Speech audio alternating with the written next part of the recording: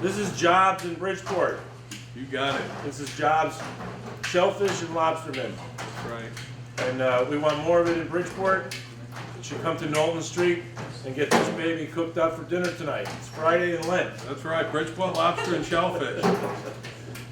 So we're here today to talk about legislation that will help promote the shellfishing in Bridgeport and in Connecticut.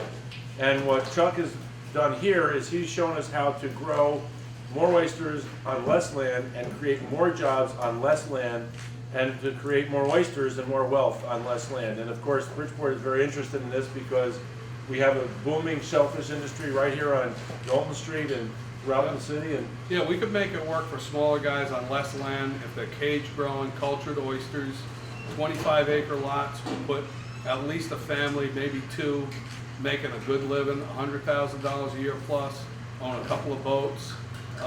They'd be paying taxes, fuel, putting kids through college right here in Bridgeport. You can do it. Nobody's got to go out in the ocean. You're talking a half a mile off the coast. right here on Knowlton Street in the Pequannock River is an industry, the shellfish industry, that creates jobs, that creates great food for people, and it cleans the Pequannock River.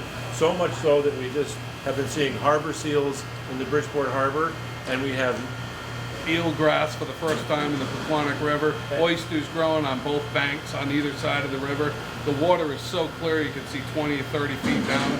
It's totally changed, and it can change and do a lot better. Yeah, right now the industry employs 300 people statewide and does about $45 million in revenue.